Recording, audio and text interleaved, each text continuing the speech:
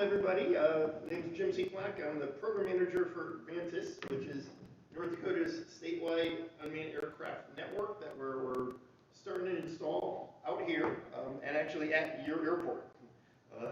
Today we actually dug some holes and on the southeast corner and putting in some equipment to help track and control unmanned aircraft, but also for manned aircraft so we can safely fly together in the same airspace.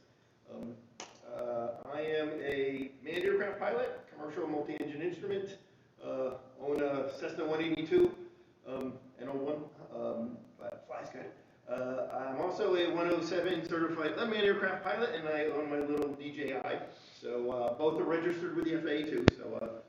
So with that, yeah, getting the perspective from manned aircraft and unmanned aircraft, and that's why we're out here, is to get your all's feedback and give you some information on what we're doing, and then answer any questions, concerns, and all that you all may have too. With me is Jeff Moran here. He is a state DOT pilot, currently flying the King Air and the Caravan around.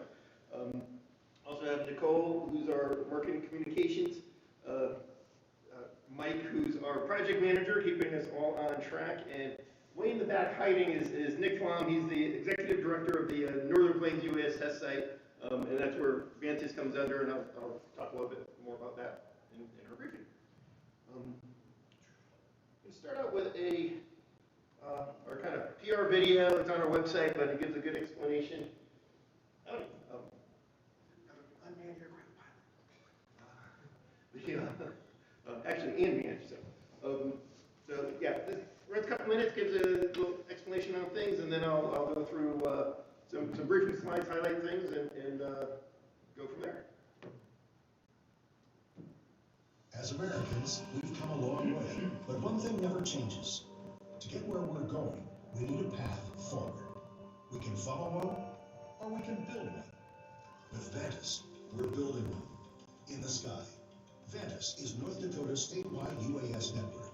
It's still in the works, but when complete, it will enable UAS flights beyond visual line of sight across the entire state.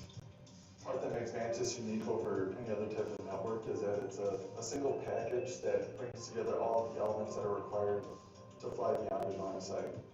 It incorporates the remote surveillance component of radars. It brings in the command and control that's required. It's all connected through a backhaul network that feeds into a mission network operations center. These are all components that are required to fly beyond visual line of sight, and you get it all with Vantis. UAS can be flown around town, across the state, and even eventually across the country without interruptions in service. This enables operations like package delivery, utility inspections, search and rescue missions, agricultural, medical test deliveries, things that have not even become a reality because Vantis is the first of its kind. This is going to bring in companies to North Dakota. This is a high-tech emerging industry. National companies doing aviation systems will be coming here to test, validate, implement their systems. The operators flying the aircraft and the end users like the electric utility industry, the railroads, the oil and gas industry will be now improving their operations and doing that here in North Dakota because we're enabling unmanned aircraft with Vantis. Vantis is really created to support the commercial industry. It's a single network that multiple users will be able to take advantage of. Imagine if you had to build your own road to get anywhere. Imagine if the fire department, the postal service, the trucking companies, everyone had to build their own roads. That makes no earthly sense. We don't think it makes sense in the sky either. We are starting, our initial key site is in the western part of the state where we have direct needs and benefits now. Proven there, we'll expand to the eastern part of the state and then effectively connect the entire state together. Our industry partners, the commercial operators, they wanted to have this network be deployed all over the country. And we're taking that into consideration. We're working with our federal partners like the FAA in order to make sure that what we're deploying is meeting industry standards and is something that's going to be scalable beyond borders in North Dakota. This is where we want to go in the state of North Dakota. This is where the FAA wants to go to, and we're doing that in partnership. These are the giants in manned aviation infrastructure. They have now partnered with the state of North Dakota to take that technology, expertise,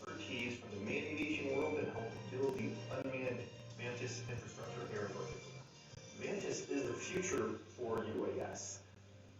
Welcome to the high road. Welcome to Vantis.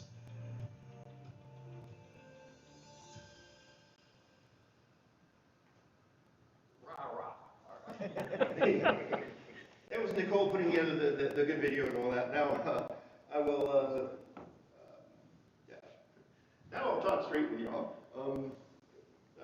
And just a little bit where we're coming out of. We are actually state of North Dakota employees. Vantis is the state program name for this network infrastructure. And again, think of the DOT road system that's put in place. This is going to be another infrastructure project to allow mobile unmanned aircraft to fly on it. And our success for us is when commercial operators and other public safety and those things can fly on the network. We're actually under the Northern Plains UAS test site.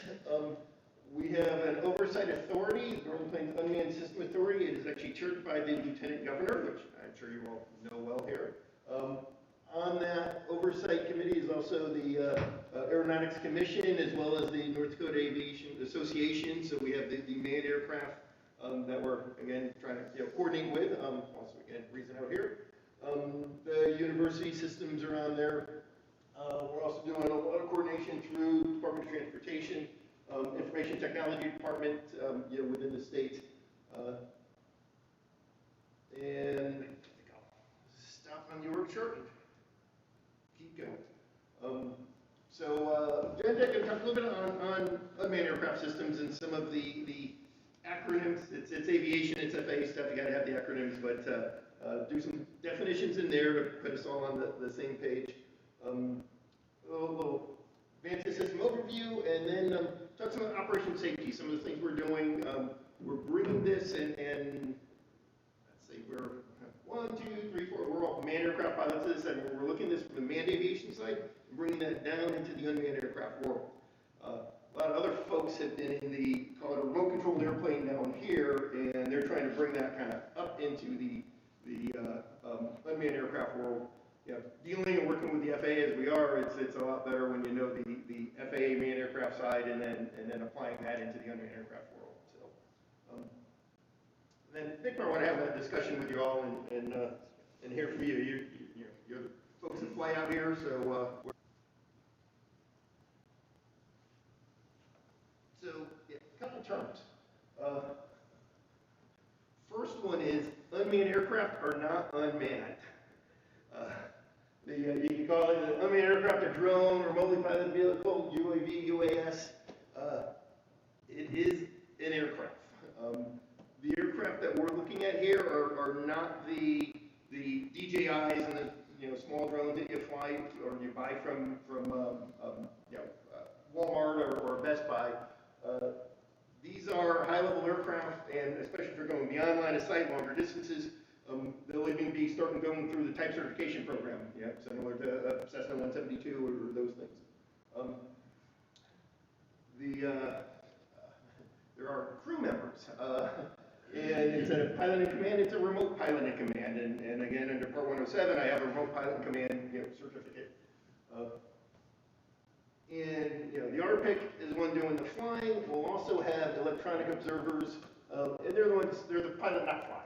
They're going to be monitoring the airspace, doing other activities.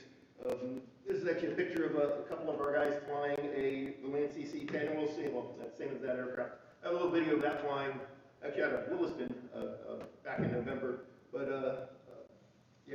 how many men does it take to fly an unmanned aircraft? At least 2. A lot of beyond line of sight with visual observers, it takes 3, 4, 5. Now we are looking at trying to make that more economically viable and reduce amount of people, but current FAA approvals and things does require multiple people, multiple pilots to fly your unmanned aircraft.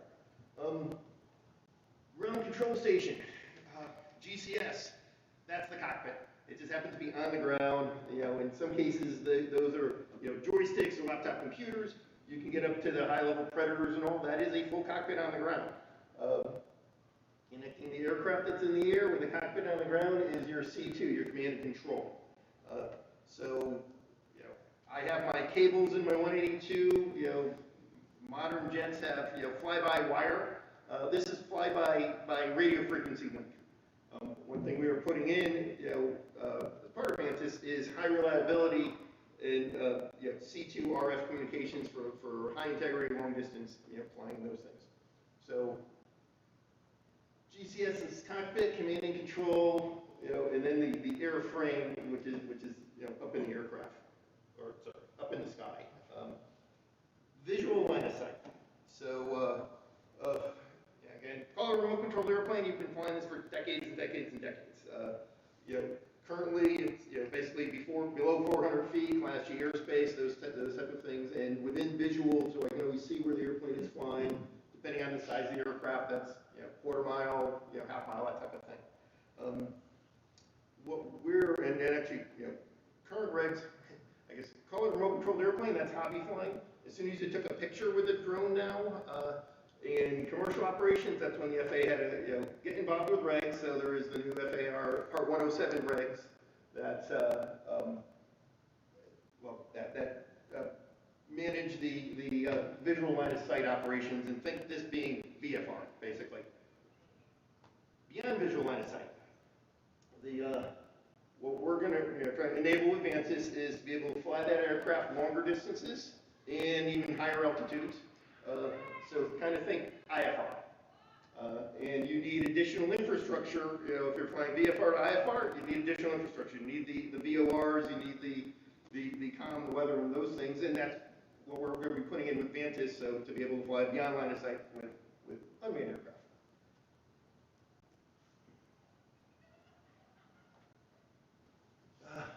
Two core components for Vantis is command and control. You need that reliability in your RF link, to fly the aircraft. We're going to be putting multiple towers out. Again, one's going to be right here at the airport, another one's up by Keene on a commercial cell phone tower, another one here, and actually I have some pictures of this, is up by Arnegard on a Department of Transportation tower out there.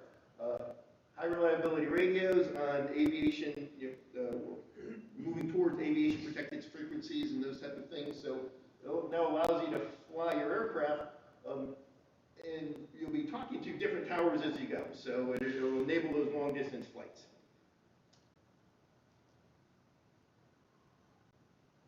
Surveillance, or see and avoid, 91-113. Now just consider electronic see and avoid. So we're going to be putting out surveillance sensors, radars, ADSB receivers, and those type of things, and you will see southeast part of the runway up on top of the hill here, where that one house is on the side. You'll see a tower starting to be built there, and then there's going to be a top right here, and there's going to be a radar sitting on top of that, and that's to help enable the unmanned aircraft pilots to see where the manned aircraft are, and now electronically see and avoid.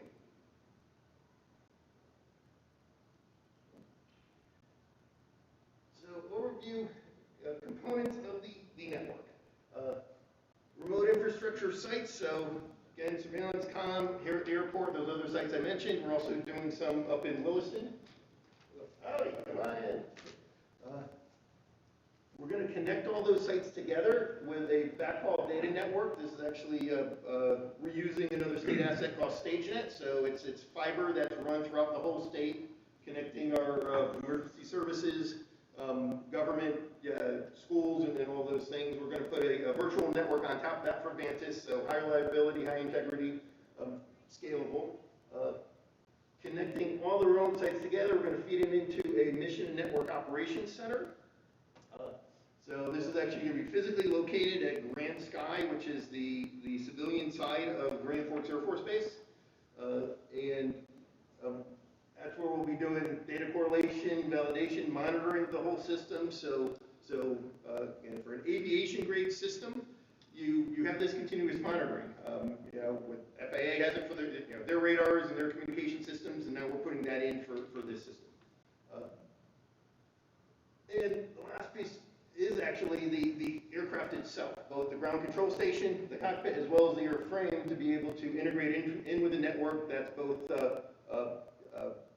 system integration, so they have the right radios on the aircraft, that will talk to the radios on the towers. It's also from pilot procedures. So, and I'll talk a little bit more on that too later, but this is going to be a level of professional aviation. You're going to have on these aircraft your maintenance manuals, your pilot operating handbooks, your safety reporting that will be part of this, back into the network and all if there's any issues and those type of things. So again, a whole next level. Think of more commercial operations and applying those things again. Higher level for unmanned aircraft.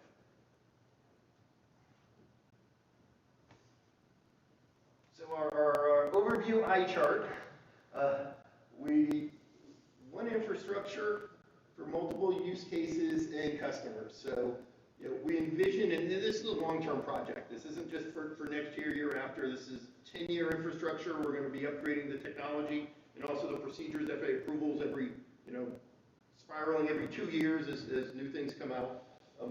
But eventually, we can see some low altitude operations with package delivery and inspections of pipelines and other infrastructure. And even going up into medium high altitude aircraft, we have been from the test site working with out of Grand Sky again and working on the civilian side with General Atomics who builds the Predators, and there are Predators flying around Grand Forks Air Force Base now, while UND students are doing practice approaches and all of that. And actually, I liked your story from last night. So out of the Air National Guard flies Predators, or I guess Reapers, and out of Fargo. So you were just flying. Yeah, I was just one day.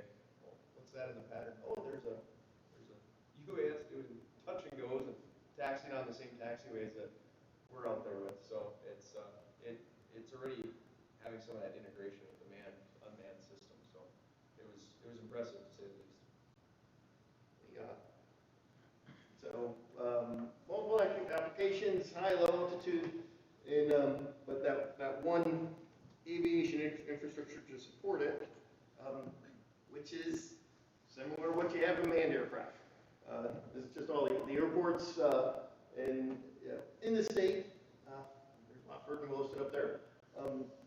You don't build a Williston Delta Airport and a separate Williston United Airport, and then a third airport for the GA guys.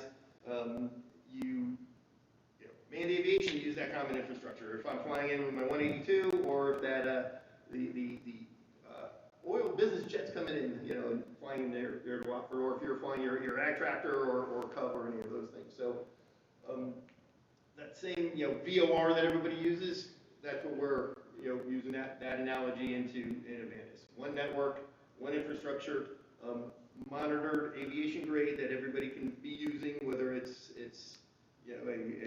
eyesight as a commercial operator or companies themselves want to use it in those type of things. So.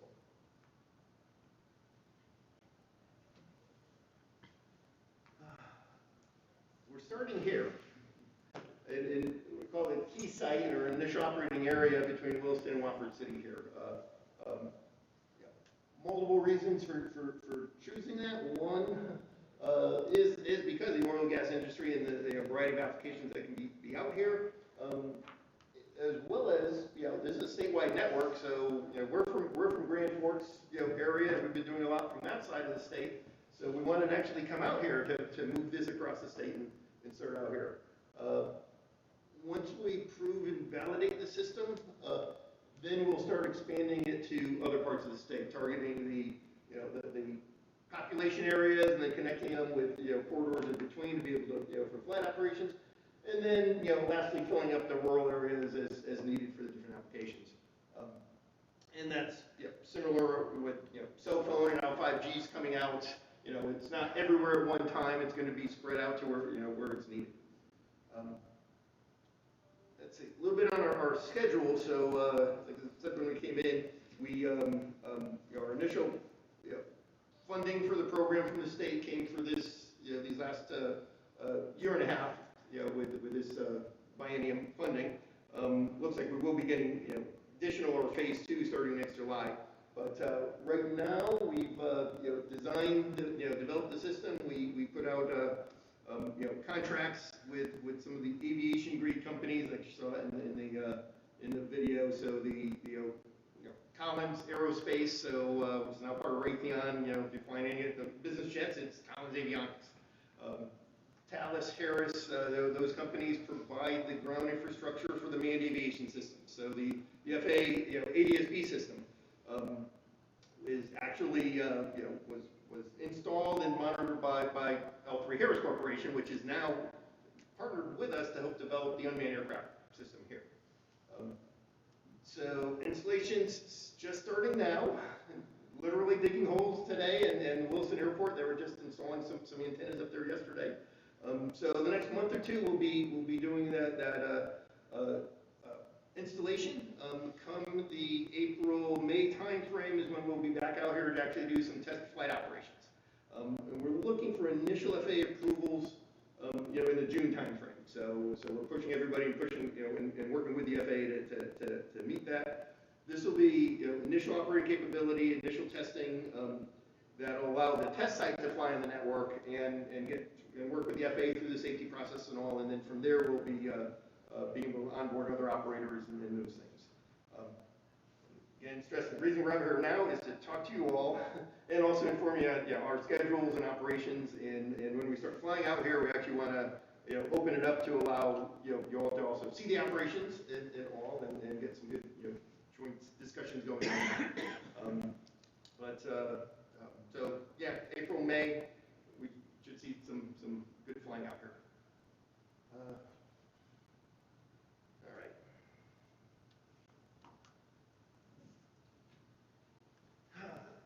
So where we're installing and what we're installing. So each of these circles are kind of the coverage volumes for the radars and things. So command and control radios are from Avionics in this case. So if anybody's equipped, actually, is anybody equipped with ADSB? 1, 2, okay. 3, all right, back there. Avionics, one of the companies that produce certified ADSB systems and all, they're now producing some things for unmanned aircraft, including now the command and control radios. And these are now starting to go through the aircraft avionics certification process too. So we'll be, and then the other picture is a Terma radar, and that's what you'll be seeing at the airport here. It's regular big rotating antenna, about 18 feet long. It'll be about 20-30 mile range on it, and to fill those gaps to see folks at low altitude. So installing that here at the airport, another one at the cell phone tower above Keene. There's the Arger DOT tower. Similar equipment, different manufacturers up in the Williston area. So C-Speed radar, it's an ADSB receiver. We're putting that up at Williston Basin Airport, Williston DOT tower, and then also some more equipment at the Arger DOT tower.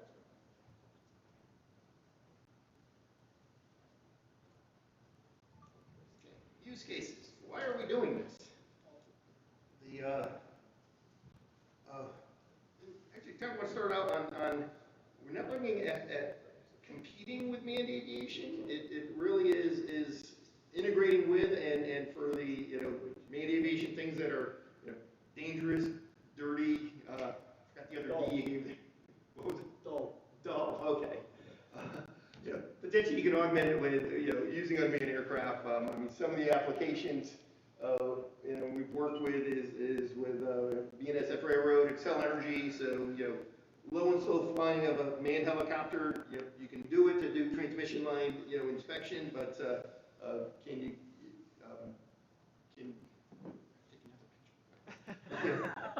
but using unmanned aircraft can get you closer to the power lines, and again, it's kind of a hazardous operation. Actually, I would love it if this was about flying aircraft. I'm a pilot, but it's actually about what can the unmanned aircraft do as a tool to collect data to help the ag industry, to help the oil and gas industry, and then looking at the critical infrastructure. And it is interesting how pipelines and roads and and electric lines kind of all overlap each other. So all of them have requirements for different levels of inspection. So, can we, take those, multi-sensor spectral, photos of the crops out there and help the farmers, get 1% more yield in their soybeans. That type of thing is what we're looking at, and that economic impact to the state.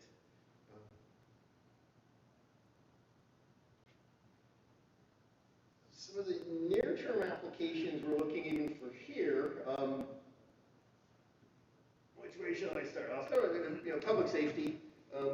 We're actually talking like with the Williston Emergency Services folks, Mike Smith and all, if you know him up there. He's already been flying some unmanned aircraft and for things like for search and rescue. Working with them, and can you put a drone and launch it from the top of the law enforcement center here or the top of the 911 center, up in Williston. So, get a call in, dispatcher can start taking the information, launch a drone, get it out there, on site in that, 5 minutes or so. And while the ground units are starting to roll out, but now what you're getting is a picture of what's happening, and whether it's a fire, you can use infrared sensors, or if it's just an incident out there, you can actually start looking, and now you have also common information, back to the dispatcher, but you can also give it to the the police or fire that are actually rolling out there, so they can get an idea of what's happening even before they get on the scene. So gives you that extra picture in the sky. Here in North Dakota, unlike LA County or something, they have manned helicopters and those type of things, and that's just not practical, too expensive to use in a lot of cases here. So can you start using an unmanned aircraft for those type of things? Cargo delivery. Sam's here from McKenzie County Health, so we were been talking to him for a while on being able to do like medical transport, whether it's across town between the lab and the hospital. Or between here, sending the tests from here and bring them all the way back to Bismarck, and getting that quicker, faster, better, those type of things. UPS Flight Forward, that's one of their aircraft. We've actually been talking with them. They've actually been up here. They've actually talked with McKenzie County Health,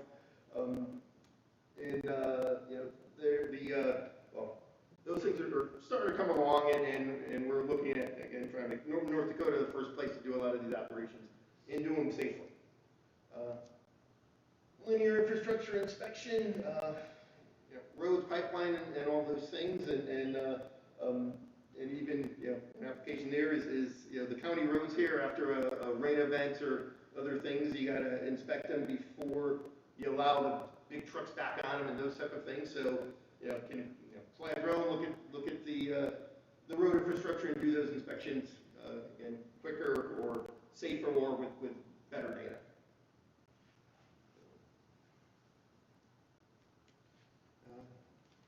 Kind of mentioned this before, and we've been working with all these companies. It's in the same area. You got roads to inspect, you got railroads to inspect, you got Xcel Energy to inspect.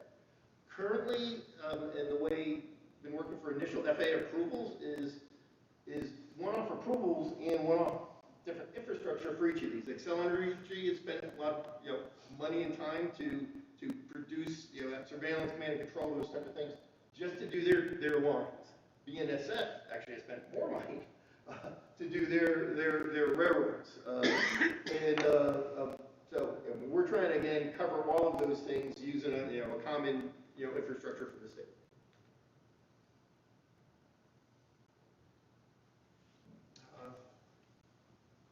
More on cargo delivery. We talked about some of the medical sample deliveries already happening on test basis. I guess that's also a big one. A lot of these approvals have been done, and you hear them in the news, and you see them. They're one-off approvals for a specific small area. We're looking at by working with the FAA and working with the infrastructure to do scalable, repeatable, economically viable operations. We talked with those. With Fargo, did get Amazon is building a big distribution center in Fargo. So that's another application. My wife, I actually live in Mayville, so about 45 minutes, about an hour from Fargo, about half an hour south of Grand Forks. And my wife loves Amazon. Now, you hear a lot, Amazon going to have all these drones going every place, and the population centers and all those things, and that is one application for drones to do this short distance. But for them to deliver a package, one truck for one package to drive an hour to my house, to then drop that off and then drive an hour back, that's another type of application in our more remote rural area here to toss it on a drone and be able to fly it out and back, and again, target of getting it, more economically viable and more efficient operations. And not sure how much my wife would pay, but instead of getting something in 24 hours, if she can get it in 2 hours, she'll be happier, and that's what counts.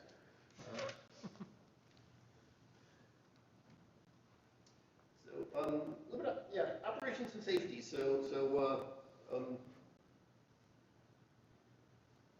We are, I already said there are crew members, there are the pilot flying, pilot not flying, or RPIC and EOs and those types of things.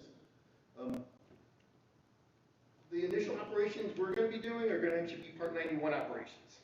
So, 107 is for the VFR, low altitude within line of sight. The FAA actually is looking at going beyond line of sight more as, same regs as manned aircraft. So, we will have certificated pilots. It won't just be anybody that, again, buys something from Best Buy and goes out and fly. So there'll be, those pilot certification requirements and probably an additional training specifically for beyond line of sight. Again, I think you need extra training to go IFR, from your VFR. Well, there'll be extra training in here too to be able to actually fly in the network and fly beyond line of sight. Onboarding onto the network, if you want to fly on the network, you will both do the system integration. Again, the radios on the aircraft talk to the radios on the on our towers, and there'll also be procedures, training, ops manuals, those type of things that you have in a commercial, or I'm sure you have it from the state side. When you're running a commercial operation, you can have those same things on for the pilots flying on this.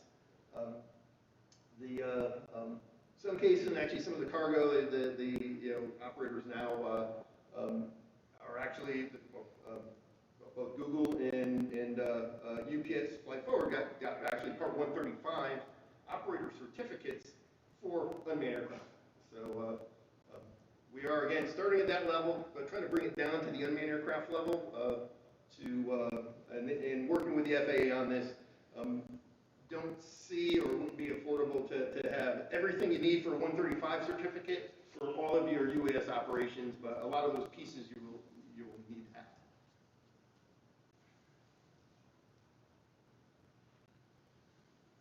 Right away, or scene avoiding. So under 107, the UAS operator has to give way to all other users in the net, so all other aircraft. Under 91.113, similar. It is when able to see and avoid. We will have the responsibility from the UAS operator to now see and avoid, and again now electronically see and avoiding the other manned aircraft and actually even other unmanned aircraft.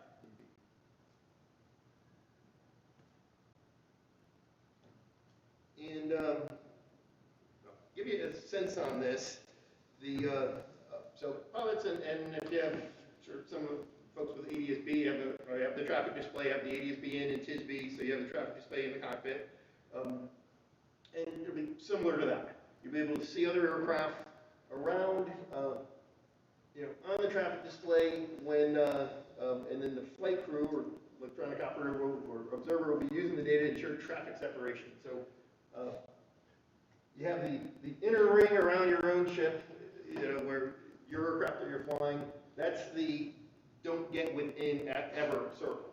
And then you have the outer ring, and this is computed by depending on speeds and other things, but I think this outer ring is more at the 3 mile level. Okay, it's not, wait till somebody gets and doing a evasive maneuver. This will be ensuring that the unmanned aircraft, when it's flying and it sees you out there and you're 3-4 miles away, that's when they'll start maneuvering to ensure that you never get close at all. again, think more IFR separations at 3 miles and those things versus the, VFR that, when or if I see you out there, then I'll, make sure I don't hit you.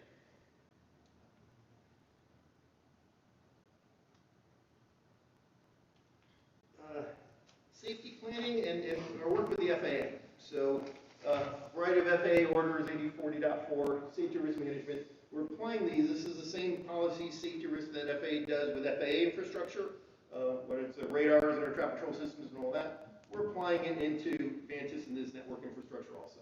So, we actually also have FAA participating with us in these, in the safety reviews and those type of things. So, we actually, tomorrow have a telcon with the multiple FAAs. Not just the flight standards and aircraft cert folks, but all the air traffic and the tech ops folks for the ground infrastructure and all too. So working in coordination with them. This is the first place in the country, actually I probably even say the world, that is doing this level of operations and working with the FAA. And to move all this forward and on and safely integrated into the airspace system, so the pilots flying, on the ground, flying the unmanned aircraft, and the pilots, you guys flying your airplanes in the air, that, talking to each other, separating each other, making sure we don't hit each other, and everybody's flying, flying safely together. And last little video, and then we'll open it up for discussion. This is it's not me talking, and actually let's watch some airplanes fly. This was the Vantis C-10, and we did some initial introduction flights out of the old Williston Airport back in November. So it's about a 10-foot wingspan, 7-8 feet long. It's a VTOL, so you'll see here four rotors to take off vertically, then a transition to a pusher prop for a horizontal flight. It's like 55 pounds, has a duration of over an hour, can fly 15 ounce, payload of 10 pounds, so various cameras and those types of things.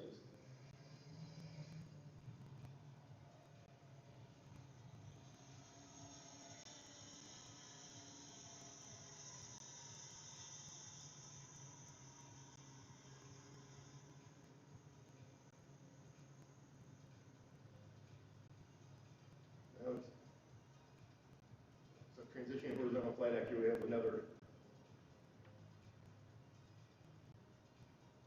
visual of this that, there we go.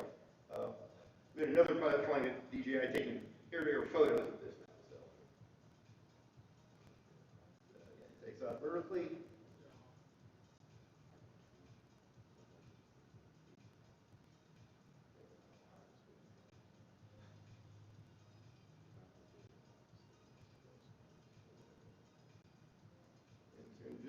Horizontal flight.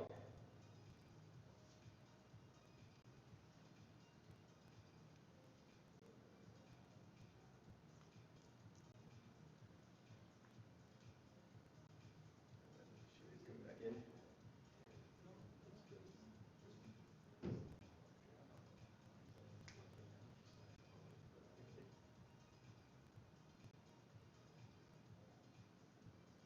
There's the flight crew.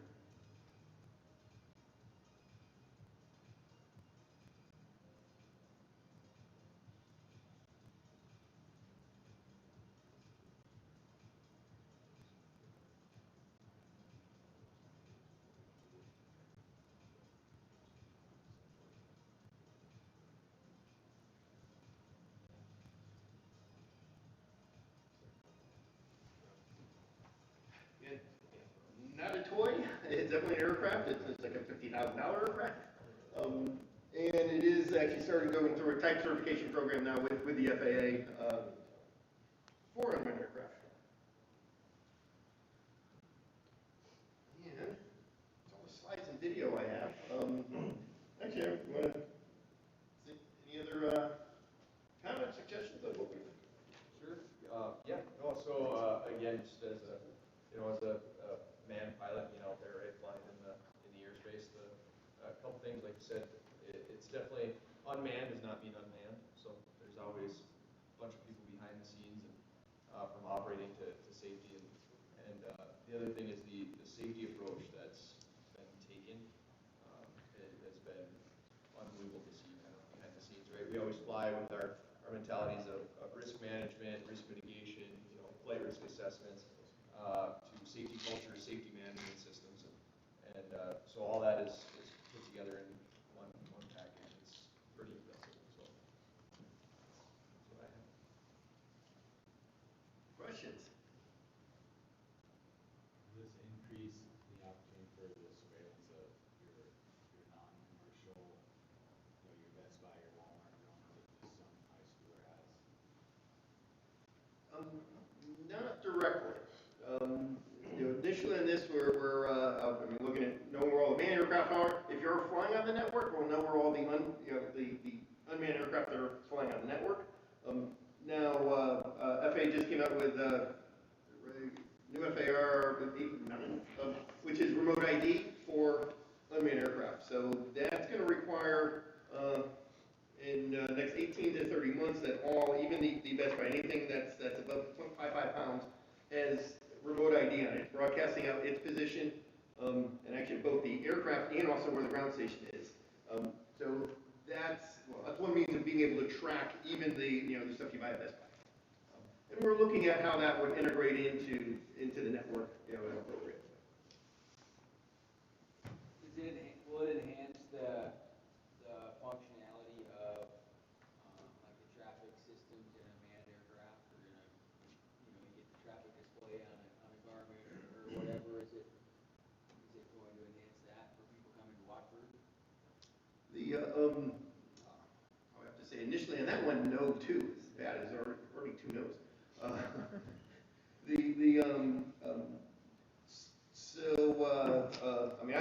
I have ADS-B in my airplane. I'd actually love to see, especially the aircraft, the other aircraft that are flying beyond line of sight that may mix with me. I'd love to see them air-to-air. Have ADS-B on that aircraft too, so I can see it. Currently FAA has concerns on putting manned ADS-B frequencies onto unmanned aircraft because there's just going to be so many unmanned aircraft out there. They are looking at having a third frequency for ADS-B, for ADS-B specifically for UAS. And at that time, then we'll hopefully we'll integrate it in to see some other aircraft, air-to-air. Would also, and we're having some initial discussions with the FAA. We are actually now going to be getting coordinating with them to get a feed of the FAA radar data to put into our system, and then we're going to have the variety of radars you put at your airport, getting them certified or approved under the FAA. I mean, another step would be us to provide that data back to the FAA, and that then lets to can you uplink it via TISB and those type of things. So potential future things. First step, not a first step, but we'll be getting there. So you won't be able to, on your guys' ADS-B, you won't see manned aircraft, ADS-B either. They won't talk at all, either of those, initially. We'll on the network we're putting in ADS-B receivers, so we'll see any manned aircraft that's ADS-B equipped. Right. And flying, watching my ADS-B, I'm not going to see unmanned aircraft. correct. Yeah, at this time that's correct. You won't. But your pilots will see me. Correct. Okay. Yeah. So since you're putting the cost really of any potential crashes on the shoulders of the UAS pilot, have you talked to the insurance commission on how they're going to potentially cover that? For anybody that's on the network, they're going to have some type of insurance coverage because the damage that would be made to these manned pilots, I think, is a lot greater than vice versa. Yeah, and that would be the responsibility of the operator of the aircraft. I mean, we will be having some like liability on the state part that we'll have infrastructure and being providing information to the the pilots flying, but it actually won't be the state per se flying on it. So it'll be the different companies who are flying and flying that aircraft. They actually already have to have a variety of insurance. So I guess ultimately it's like you need car insurance to drive on the road technically. You need a certain type of insurance to be on the network. Well, again, I wouldn't say direct, that you need insurance to be on the network. You need insurance if you're flying an aircraft, whether it's manned or unmanned, for some of that liability, so. Yep. Are those commercial flights, are those flying by a computer program, or are they manually controlled? Primarily, they're actually, flight plan. So you'll put your precise flight plan in there and what you're doing, and typically they'll just be flying on a flight plan. I mean, with autopilot on a manned aircraft. Now, when something goes, may happen, then you could take over manually and fly it. So again, not unlike what you have with a manned aircraft. So if they're making deliveries, I mean, that's being manned by a person then, that trip? Well, currently, there would definitely be a man or multiple men in the loop on that trip. For takeoff and actually the whole flight is probably typically more just programmed in, so it's more hands-off flying on the whole thing, and the pilot is just monitoring the system, and again, if something happens, they can take control. So expand on that a little bit. If FedEx comes in with the caravan, it's not like 35 drones jump out of the back of that airplane. One guy controls them all. Every aircraft is going to have a pilot and their navigator or their traffic guy behind that thing. By current rules and regs, yes. Now, come down to economically viable, and then why not just do it with a manned aircraft that you don't need one pilot in, So that's where, again, this is going to evolve, and for it to really be economically viable, you'll have to get to, and technically you can do it now. One person, one computer flying multiple, drones, multiple aircraft. It's getting it through the FAA regs and approvals, on that. So, not going to happen next year, year after, but yeah, in the next 5-10 years. Again, this is a longer term program project from our standpoint, and also from the FAA standpoint. You heard back in when did even Google and Amazon start this in 2012, 13, 14, and you can get package delivered to your house. Well, it's already 2021 and it's still out there. And as much as my wife would want that Amazon package right to her house, it's not going to be next year. So there's a lot to work through.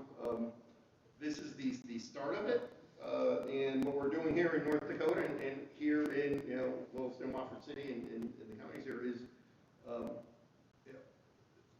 big part of actually doing this. Again, integrating with manned aviation, the safety aspects, all those other things I've been babbling about here, to really get this integration going, and not just segregating the Sure, you can just go fly, but fly below 400 feet and stay away from all main aircraft. On that note, what is your altitude?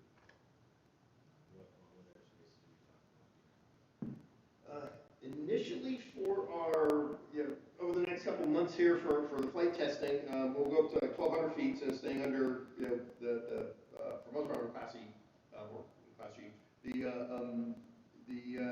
But eventually, and we'll be systematically going with the FAA on approvals and reliability systems and all those things, and eventually be able to go up to higher altitudes, just as I would in my 182.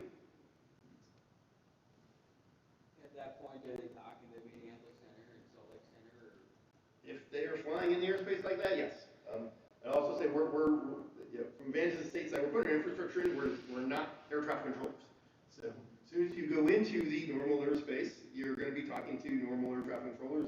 Actually, the Predators that were flying in Fargo with you, they were those pilots were talking to the tower, and they're getting cleared. So yeah, it's we're not going to reinvent a UAS air system. It's the airspace we have now, and how do we safely integrate unmanned aircraft into it. So. All the way back.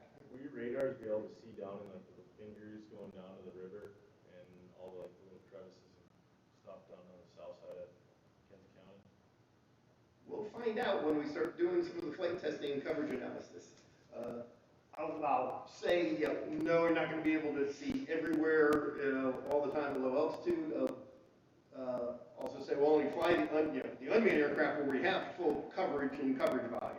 So, from a safety standpoint, we'll know wherever we fly, and that actually is part of the Mission Network Ops Center. So the unmanned aircraft will actually file a flight plan, and we'll look at it to see if it has, you're gonna be in C2 coverage, you're gonna be in surveillance coverage and those type of things, so to, before they safely fly.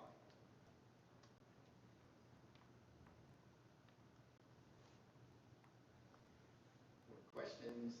So you'll be sharing a lot of airspace with aerial applicators initially. So your radars, do they, non-ADS-B aircraft, they pick up and see where those aircraft are, correct? Correct.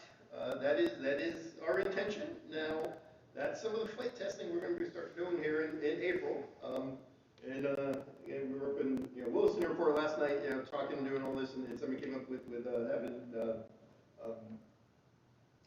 Champ, I guess, right? And I said, we're you fly 800 feet, flying my Champ, and I'm like, that's the type of airplane I'd love to have to fly while we're doing the testing, or his Cub with no electrical systems and all that stuff on there. So again, I want to offer that, and we'll be coming back here more. This is an initial pilot outreach meeting with you all, but when we come back up here before we do, and while we're doing the flight testing, want to talk with you all, come across what are the issues, concerns. If you're willing, we'll even track you while you're flying and all that too. So the aircraft that you ended with there in your video, what would be the typical mission for something like that? And what do you envision that thing would do? It'd probably take pictures along a pipeline or something like that? Both package delivery. A couple of the pictures. So actually, that's the same aircraft there. It has a 10-pound payload, and you can mount different sensors on the bottom of it. So if we're doing like pipeline inspection, or rail inspection, infrastructure inspection, you can fly that low, slow, and be able to collect that type of data. You can put a cargo modular in the back. I mean, we talked a little bit on this with Mackenzie County Health. For example, so now you can attach it to the bottom, take it off vertically, fly it to where you need to, land it vertically, and so potential cargo delivery. And in this case, it's still a battery powered aircraft, so you don't have the range. They are looking at a model of this that'll have a gas engine on it, so still electric for the takeoff, and then go to a gas engine for vertical flight, and then that'll give you some a lot longer range. But it also gets more complicated on type cert. So you put fuel and other things on board an aircraft. The FAA gets additional concerns.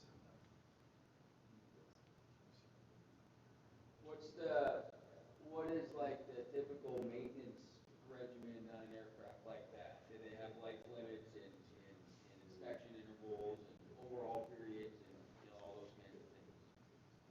Yes, they will. Current under 107, and from this point, don't have any maintenance requirement on. This and flying, like IFR flying beyond, I said, you will. You have to have the continuous release inspections on it, and have the maintenance manuals and all that approved by the FAA, and then applying all those. So it is, and we had some discussion on this. I mean, the FAA hasn't figured all this out yet. That's the reason why they're looking towards us to help them in what we're doing. But are you going to need an A&P? Or what level of training will you need, and what certification you need for the maintenance technician on this? Or my 182, I can change the oil, I can change the battery, I can do those owner type operations. So those are some of the questions that we're going to be helping answer, and over the next few years, not just next few months.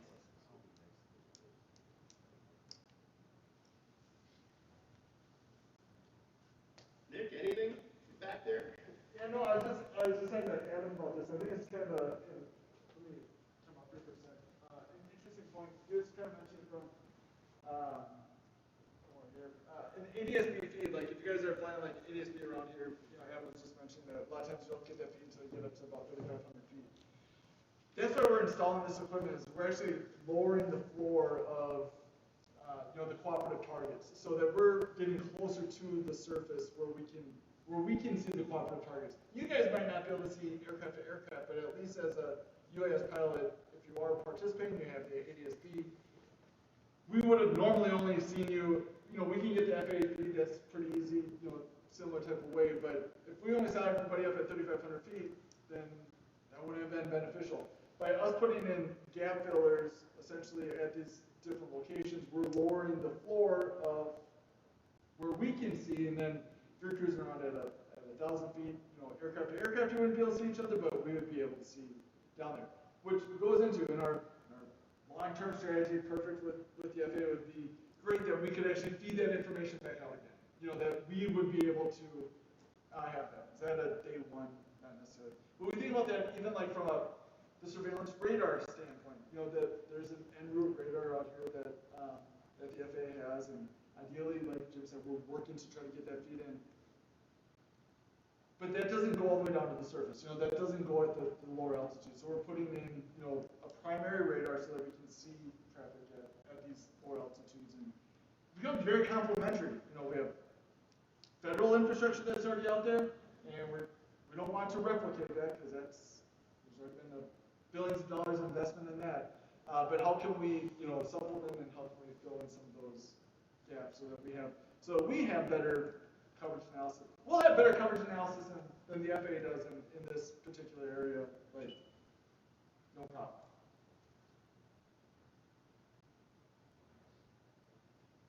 I guess as a pilot, when you think about a manned pilot, and you think about drones and stuff, they're like, we're talking about increased traffic and such, which elevates some concerns, but the traffic you're talking about are qualified, licensed, trained pilots, right? So they're trained, they're controlled to their willingness to risk their license.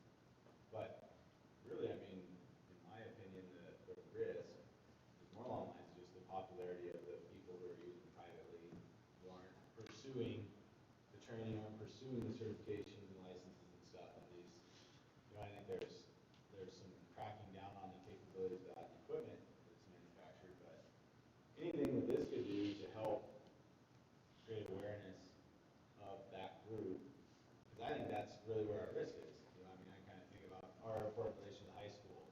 You know, some kid gets a drone for Christmas and they just launch it. They've got no reason to investigate what the rules are. They just want to see how high it can go, where it can go, whatever, and we're in close proximity. So I think that's where, you know, the risk really, I mean, this is receiving thought and a lot of attention, but in this arena, you know, these people are probably not the concern.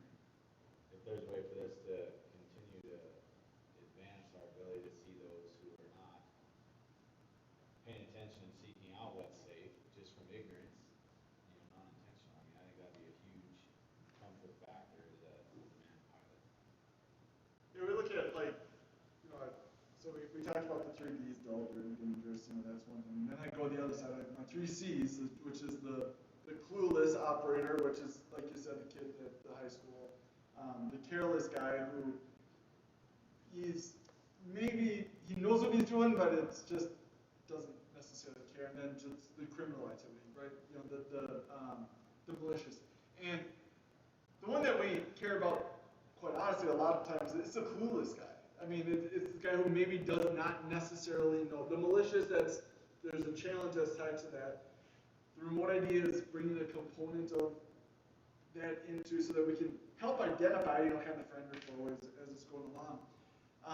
But I think that the clueless, why are you clueless? Why do you not know the rules? Is maybe you just haven't been exposed to it. And we really hope that by having, the more that you see continual activity that's happening, you know, you understand that, hey, there is actually rules of the road and maybe, you know, an opportunity for them an outreach standpoint, if that outreach ends up coming from a UAS community, great. If it comes from the manned aviation community, great. Or if it's just, all encompassing aviation, that would be, our ideal situation. A lot of man pilots don't know the UAS side of things. A lot of UAS guys don't understand the man side. We're like trying to bring everybody together, at least from an educational standpoint. And there's no excuse to be clueless.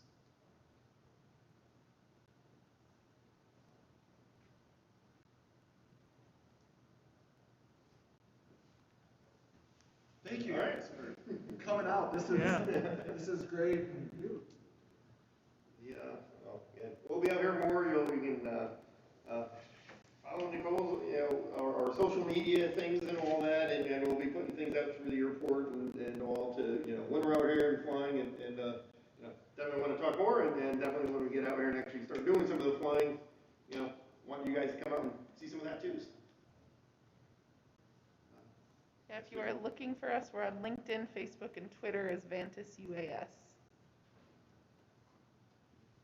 And yeah, her cards and stuff. So any, feel free to email any of us and all that stuff. And as we start breaking things down, we'll be around if anybody wants to talk more.